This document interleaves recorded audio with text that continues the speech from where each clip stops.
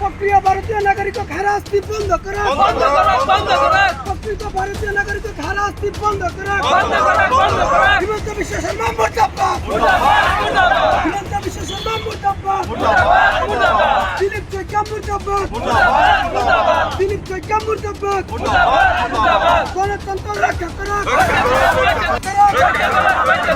ওম সরকার হাই হাই, ওম সরকার হাই হাই, ওম সরকার মুর্দাবাদ। বহুত আছে যোনটো এছাৰ কাৰ্যক লৈ পেলাই আমি মুঠতেই সন্তুষ্ট নহয়, অসন্তুষ্ট।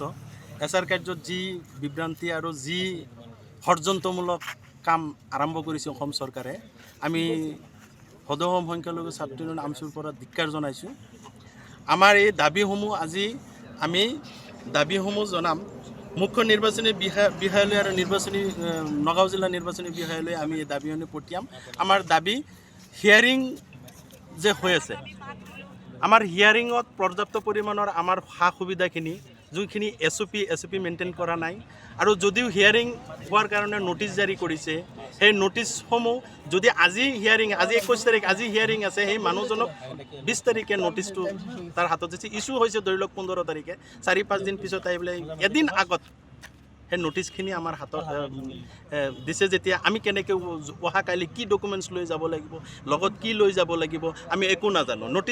নটিচটোও লিখিছে ইংলিছত।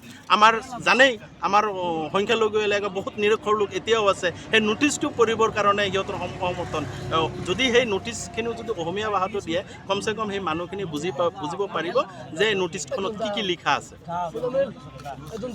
আজি আপোনালোকৰ আচলতে মূল দাবীসমূহ কি কি? আজি আমাৰ মূল দাবীখিনি এইখিনি যে এছাৰ